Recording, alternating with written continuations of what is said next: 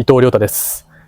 今は愛媛オレンジバイキングスでプレーをしています。出身は神奈川県大和市で、中学校は大和市立渋谷中学校から、高校は洛南高等学校に進学をして、大学は慶應義塾大学に進学をしました。そこから就職をして、東京海上日動火災保険でバスケも続けながら、活動をしていて、そこから一度プロに転向して、岩手ビッグブルース、岐阜スープス、品川と転々としながら、今は愛媛に拠点を置いております。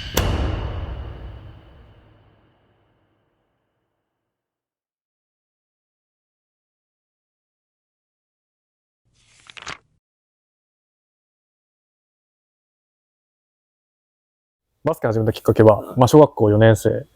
の秋かな。プールの帰り道にいきなりやりたくなったんですよ。そこで親に相談してバスケットやれるとこないかなっていうことで、いろいろと探してもらう中で、長津田っていう駅が田園都市線にあるんですけども、そこの長津田第二っていうミニバスを探してくれて、遊びにっていうか、そこに初めて行って始めたって感じですね。当時思い返すと、家にはジョーダンのビデオがたくさんあって、結論、母親がすごくバスケ好きで、結構小さい時見せられてたというか見てたんだよね、ジョーダンの。で、それが多分記憶にまた蘇って、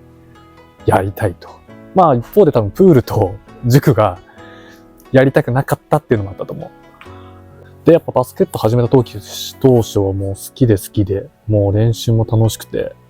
こんなバスケ楽しいんだって日々を過ごしてたんですけど、ラントレがあるじゃないですか、バスケットって。もうあまりにもきつくて、もう耐えられないと思って、2、3ヶ月休部して通えなくなってしまって、もう行きたくないっていう。で、お前が親には始めたのに行かないのかよということで2、3ヶ月うじうじしてたんですけど、でもなんだかんだ戻れて、で、小5からまた復帰して、そこからはもう楽しくて仕方なくて、小6でそれこそキャプテンもさせてもらって、初めて県大会も行けて、横浜市の選抜にも選んでもらって、もう本当にプロになることを結構自分の中では決意して、小学校5、6年生は本当に充実した、もう毎日バスケのこと考えてましたね。家から一番近い中学が月見の中学校に進学をして、もちろんバスケ部にも入ったんですけども、僕以外は多分ほとんど初心者で7、8人いたのかな。で、顧問の先生もほとんど初めて教えるみたいな環境で、ミニバスの他のメンバーは、地元の中学校いて、僕はちょっと違った学校だったんで、区が。で、一人だけ、テンション高く、熱量も高く、プロ目指してるという、先輩から見てもね、ちょっと浮いたような感じに逆になってしまっていて、で、なかなかバスケットもね、充実してない期間が入学して続いていて、でそうするとね、バスケ大好きな人間からすると結構だんだん、しんどくなってきていて、本当か一瞬だけど本当保健室通いとか、学校行かないで公園に行ったりとかして、親にもちょっと少し迷惑かけてしまったなって期間も。チームメイトが嫌いとかではないんだけども、やっぱ自分自身がこの熱量を 100% ぶつけられないことが、こんな辛いんだっていうところを感じたのが、中1だね。10月、中学1年生はそんな時期を過ごしていく中で、地区選抜にも選んでもらっていて、そこの県央選抜、大和市からまた県央っていう神奈川県には真ん中の地域があるんですけど、そこの地区選抜に1年生で選んでもらっていて、そこは本当ミニバスの、やってきた部分が生かされたのかなとは思ってて、選抜の帰り、結構保護者が車出して、他の中学校の生徒とかも乗せてるじゃないですか。で、僕の親の車の中に、それこそ渋谷中学校の先輩が4人選ばれてて、その4人が乗ってたんですよ、たまたま。そこでね、横山先輩という渋谷中の先輩がいて、1個上の。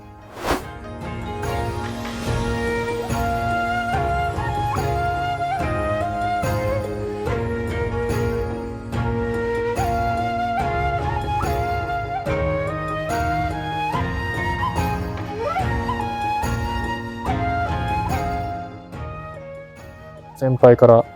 まあ、僕が充実してない感じだったりとか、月見の中の姿を見たときに、まあ半分冗談だと思うけど、こっちの中学来ないかっていう声をかけてくれて、すごい救いの手を感じていて、明るい光が見えたみたいな、そんぐらい結構落ち込んでたというか、気持ちがね。で、その後、家帰って、親に、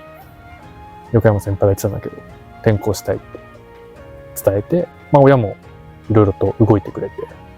で、自分自身の思いも固まっていて、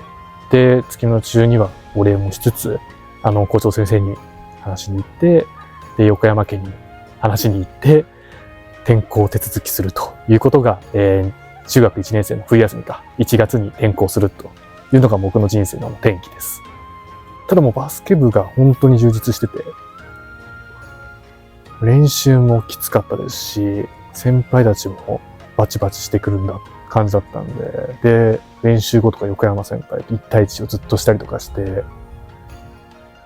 やっぱバスケットが本当充実してくると、心がかなり充実してきて、勉強も含めて、もう本当中学1年生は本当楽しい毎日を過ごせたなっていうのがあり、横山先輩が神奈川県の選抜に入って、あ、こんなのあるんだと思って、県央選抜の続きがあって、オールスターがあって、全国の人とやれるんだってことを、なんかその世界を示してくれて、で、なんか自分の中でも、1年から県央選抜入ってたんで、オールスターになりたいというのが具体的な目標になって、まあ、横山先輩がなったオールスターに自分も、代になってオールスターに入ることができて、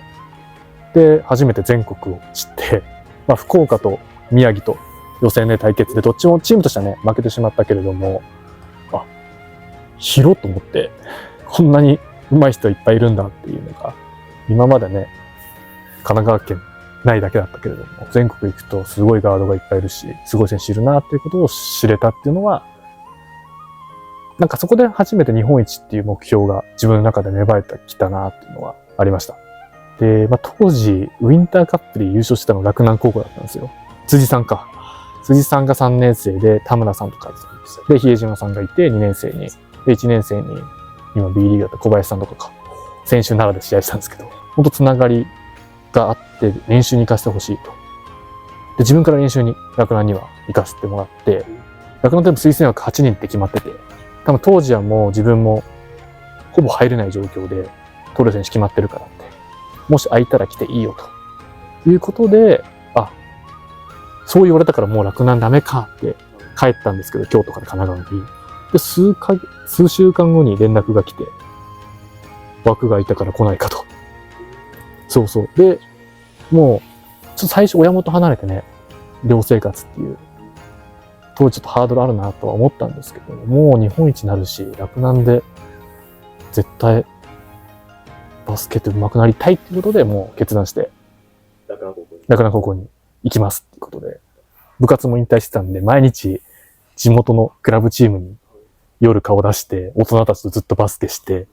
そうそう、そこで鍛錬して、準備したっていうのはあったね、当時。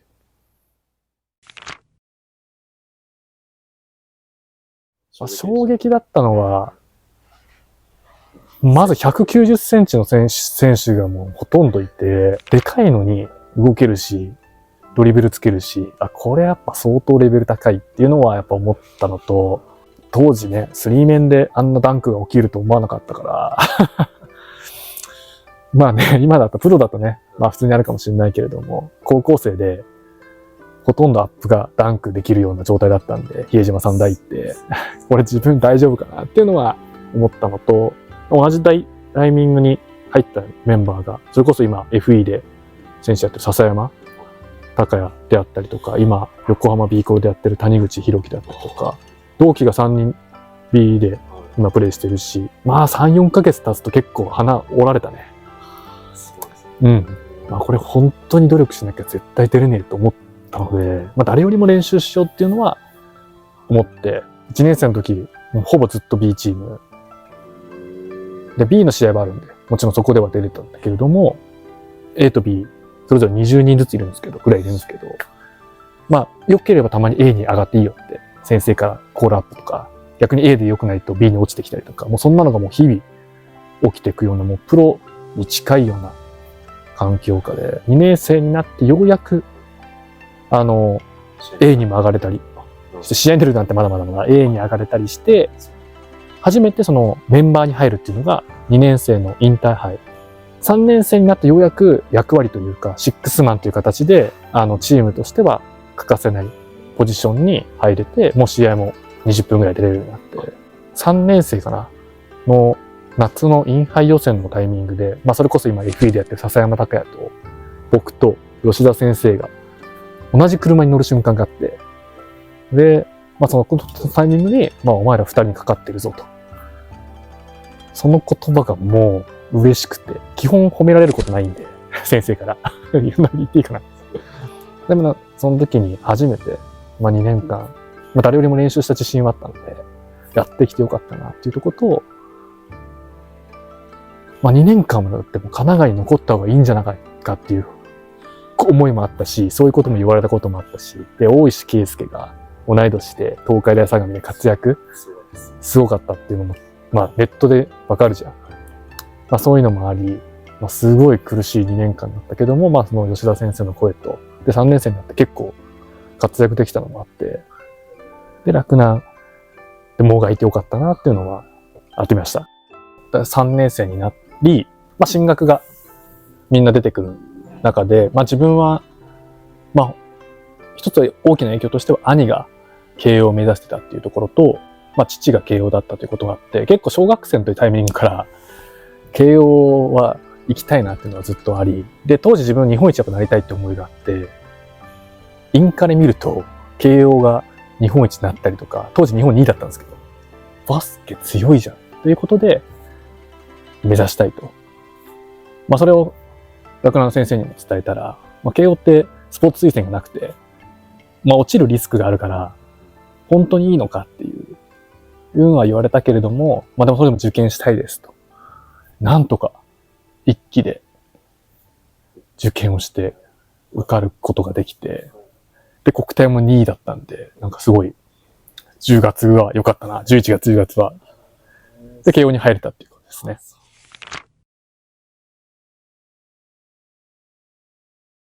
慶応の4年間は、山あり谷ありがもう一言で言うと正しくて、1年生からありがたいことにスタメンのガードをなったものの、当時関東一部だったんで、早稲田には今奈良にいる大塚優斗さんだったりとか、日本大学には石川海人さん、熊本にいる石川海人さんとか、比江島さんとか青学とかだったら、もうボコボコにされてて、チームも勝ってなかったし、すごい揉まれて、これはレベル高いわ、ということで、もう一部から二部に落としてしまうっていうのが、充実感と、もう一つは現実を見せられたっていうのが、1年目。当時ディフェンスは結構通用したんですけども、シュートがあんま入んなくて結構苦戦して、そこからシュートかなり練習して、2年目ではもう平均20点ぐらい取れるようになって、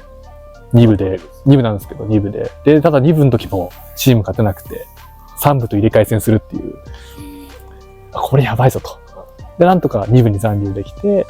で、3年生で自分としては花開いたというか、もう、今だから言えるけれども、止められる気しないぐらい得点も取れたし、ディフェンスもできて、当時2部で得点王とスティール王になれたっていうのが3年生か。で、チームとしてもね、一部上がれて、最終学年は本当にきつかったんですけど、キャプテンになって、一部でやれるっていう充実感はあったんですけども、顧問の先生も変わり、いろいろと方向転換が大学もあって、なかなか自分の今までのスタイルと違う部分もアジャストしなきゃいけなくて、苦労はしたんですけども、当時それこそ YouTube だからあれだけど、1年生にトカチョフ澤が入ってきて、澤がね、すごい熱量と、エネルギッシュな感じでいてくれたからこそ、すごい自分も彼のおかげで一緒に楽しくやれたなっていうのがあって、で、なんとかね、一部5位か。で、残留できて、後輩たちに一部を残せたのは、唯一キャプテンとしてよかったなとも思うし、早慶戦って大きな大会があるんですけども、あれも4年目で勝ったのが、いい思い出だなっていうのはありました。ただ、3年生のタイミングでもバスケはもう引退しようっていうのを決めてて、就職活動を3年生の12月から始めたっていうのもありましたね。で、まあトップの会社に勤めたいっていう思いもあったので、そういう感じで就職活動をして、で、第一志望落ちてしまって、最終面接で、たまたま東京海上日動火災保険に縁があって、入社することがあり、そこに部活が、バスケ部があり、で、しかも NBDL、当時だと実業団リーグか2部の所属しているということもあって、もともとやる気はなかったんですけども、先輩からの声だったりとか、やった方がいいぞという声もあり、入社後、働きながらバスケ部に復帰というか引退しないで続けたっていうのはありました。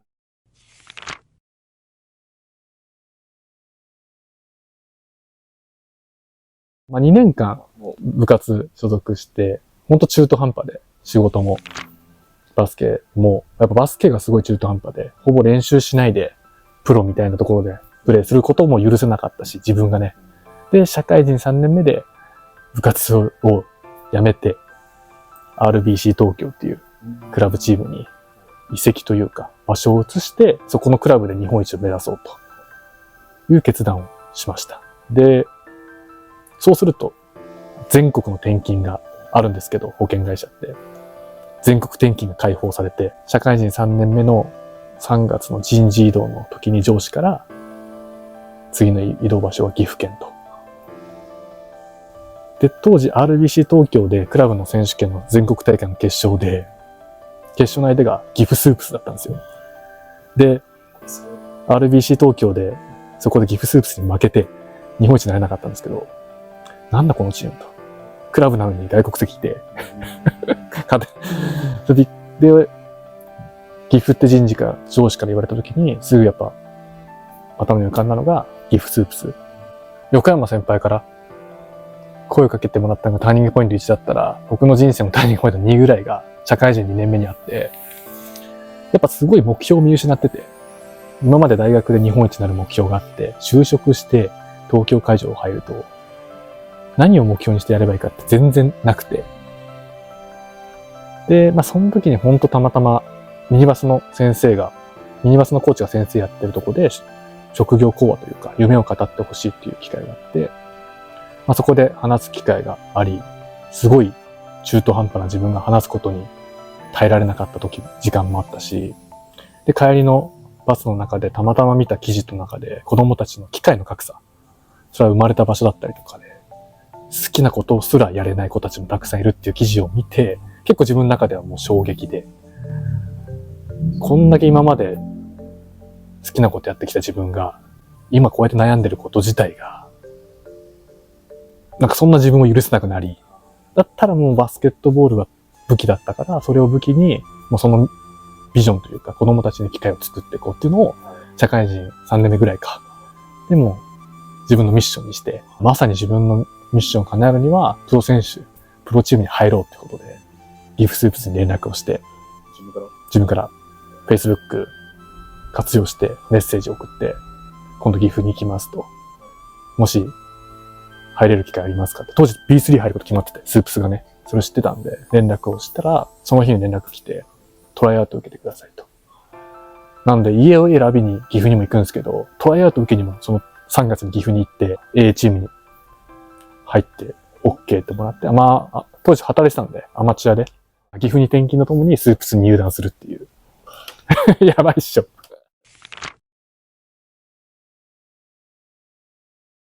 クラブとしても初めての B3 リーグで、プロでやるっていうとこの、岐阜県自体も盛り上がっていたし、盛り上がろうとしたところでプレーできる充実感と、やっぱ岐阜県いろんな場所で試合していろんな子たちに接することもできて、自分がやりたいことできてるなっていう、もう全然充実してましたね。岐阜でワンシーズン終えた時に、ありがたいことにその B3 でベスト5に選んでもらったっていうのも大きかったんですけど、プロから声かかっていて、で、ただ当時、やっぱ東京海上っていう大企業を辞めることへのすごいリスクもあり、プロになりたいっていう思いもあったんですけど、なかなかやっぱ決断を最初できなくて、声かかってもらったもののお断りしたっていうのもあって、それは岩手のお断りをして、ただやっぱ、改めて思った時に、まあ、当時本当思ったのが、死ぬ瞬間に、このままプロ選手って言い張って死ねないなと思ったのがあって、やっぱ、バスケで飯食ってるわけじゃなかったんで、東京会場からお金もらって飯食ってた。ので、やっぱプロ選手ってその職業でやっぱお金をもらって飯食って日々のコンディションだったりとか過ごすことを経験しないで人生を終えるのは絶対嫌だなということを思ったのと、その子供たちの機会を作るってことを考えたときに、軸足を大企業のサラリーマンやってたらなかなか活動っても時間も制約もあったんでできないなっていうことで、もうプロ選手になるということで、もう一回岩手に自分から連絡して断ったのにで、やりませんか、僕ら枠ないですかって、多分本当8月だったから枠なかったんじゃないかなと思うんだけど、いいよと言ってもらって、拠点とで職業も変えて、まあ当時もうすごかったよ。もう東京会場の先輩たちにはもうお前大丈夫かと、怪我したらどうするのとか、その安定しない職業になってどうするのとか、本当にやっていけるのかっていう、それこそもう7割ぐらいが不安、なんだろう、やめた方がいいんじゃないかなっていう。心配されてたなっていうのもあって、まあ3割ぐらいの人たちは応援してくれてたかもしれないけど、もしかしたら給料ゼロになるかもしれないけども、そのチャレンジはもう絶対した方がいいと思って岩手にもう行ったっていうのがあり、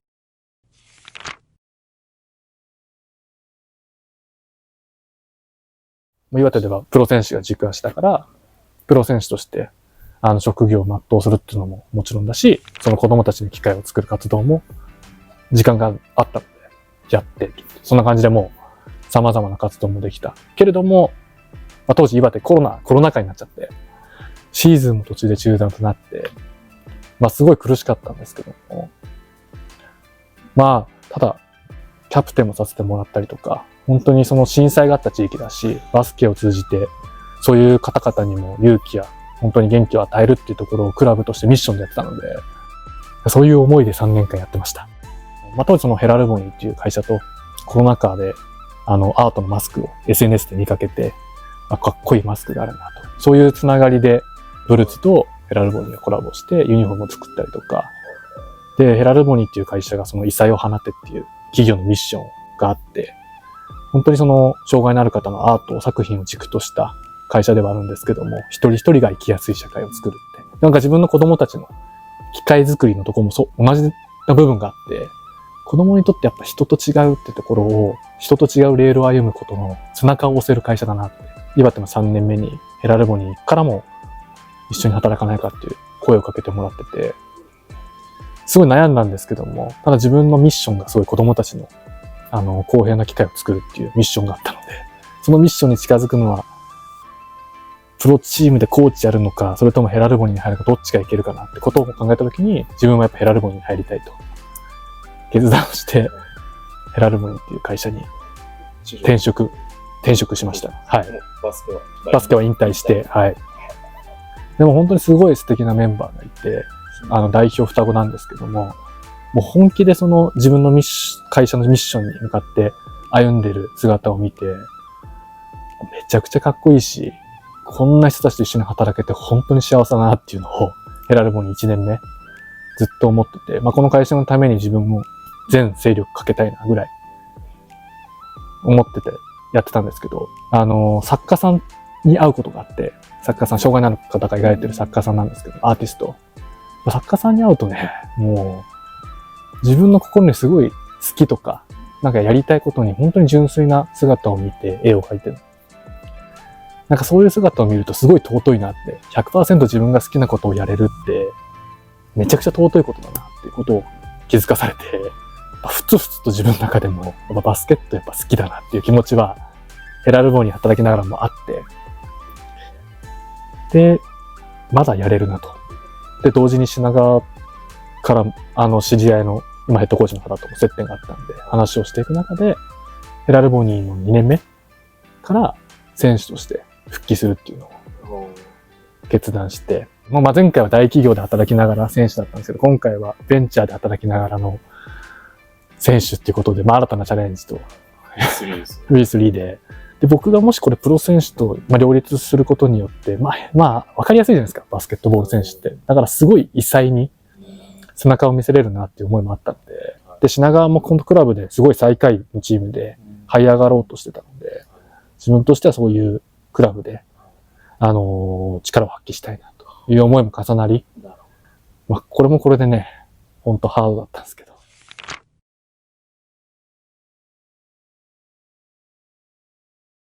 最下位だったのを絶対に這い上がらせたいっていう思いがあって、ヘラルモニーのメンバーにもやっぱ、こういう働き方をしてるから、そう変なことできないなっていう。本当全力で全部向き合わないと、メンバーに失礼だなって思いで1年間やって、本当やりきったなっていうのはあって、で、当時復帰して品川でもクラブから、リーグからベスト5に2回目品川で選んでもらって、まあすごい個人賞は嬉しかった部分もあるけれども、やっぱりメンバーとにもなんか来てもらったりとかして、ヘラルモニーの社員にも。で、喜んでくれてたのが、すごい嬉しかったなっていうのがあって、今まで本当クラブとかチームとか、そういう思いでバスケットボールしてたんですけど、その上のカテゴリーと試合して、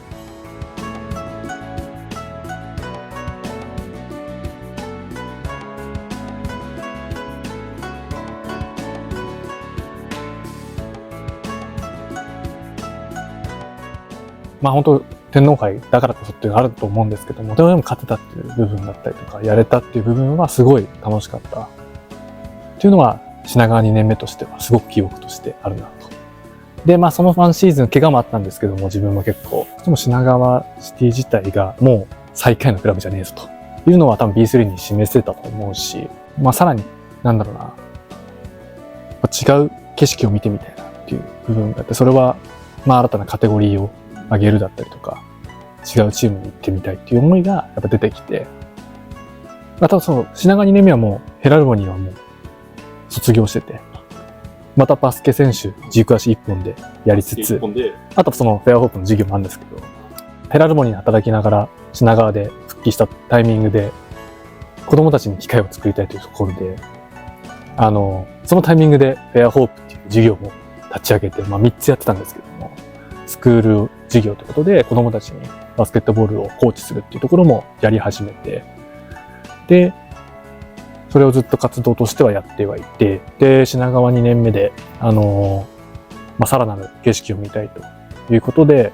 移籍を決断をして、で、いくつか声かけてもらったチームもあるんですけども、当時、愛媛オレンジバイキングスの GM とマヌヘッドコーチとオンラインで面談するきっかけをもらって、そこで話をしていく中で、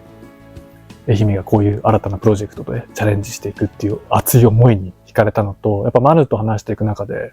すごい知的な感じを受け、コミュニケーションの中で、このヘッドコーチの下でバスケしてみたいな、ということで、愛媛の気持ちがすごい行きたいと、這い上がっていきたいっていう思いと、B2 っていうカテゴリーではあったので、そこでプレーをして、新たなチームメイトと新たな対戦相手でバスケをするっていうのが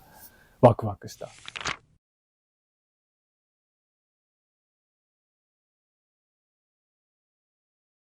や、本当に充実していたし、やっぱレベルが高いなというのを感じましたね。本当にマヌのバスケット自体も面白いですし、やっぱどうやってチームを作るかっていうことを本当に考えて、論理的にやられる方だなっていうことが学びしかないなと。で、何より人をすごくリスペクトするし、人を大切にする、マヌもジジもルイスも、なんかそこの姿勢はすごいやっぱ自分が今後コーチになるときに、参考になるなって思い、7月、8月、9月とやっていました。で、途中ちょっと大きな怪我、1ヶ月ぐらいできなくなっちゃうんですけども、無事にシーズンが始まって、で、愛媛も這い上がっていこうということで、自分もその一員として貢献したいなと思いでプレーはしていて、本当シーズン始まるとね、快進撃で、愛媛は10連勝だったりとか、絶戦をものにするだったりとか、すごい、正直やっぱ強い愛媛を最初見据えられてるなと思っ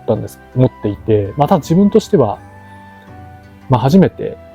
控えで出ると、今までのプロキャリアではなくて、こんだけあんま僕が出なくても勝てるチームになった時に、あれ自分必要なのかなと。まあそういう感じになり、なかなか出れないってなった時に、まあなんか気づくことがあって、これたまたま、漫画を読んで気づいたんですけど、自分自身がやっぱ本気でバスケットに打ち込めるかどうかって、一番そこが大事なんじゃないかなっていうのを気づきとして得て、まあそれがちょうど1月とかですね。1週目とか。なんか自分がこういうことだったんだなっていうのを気づきを得て、本当今まで岩手も品川も岐阜もメインで出てたし、キャプテンだったし、その責任感でずっとプレイしてたんですけども、ただやっぱずっとあの時も、なんかちょっとモヤモヤしてた時があって、バスケットボールそのものを本気でやれてる自分というよりかは、なんかどちらかというと外側の概念でプレイをしてたので、ようやくなんかプロ選手として大事なことに、とか生きることにおいて、一番大事なことになんか気づけたのが愛媛のこの半年間で、今はそこはかなり楽しめてますね。まあ残りね、期間も、とにかくもう練習も試合もそうだけど、自分の中の本気でプレイするってことに最大限集中してやりたいなって思っていて、結果それを見てくれてるファンの人たちだったりとか、チームに少しでもね、貢献できてたら嬉しいし、今はもう本当自分の中で、こんだけ小学校からやってきたバスケットボールを、そのものを本気で打ち込むことが何より幸せなんだなっていうのに、愛媛に来て本当気づけたので、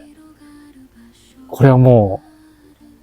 突き進むしかないなって、それはどんな職業でも同じかなと思ってるので、もう自分の中でのこのガチで取り組むことに集中したいなと思ってます。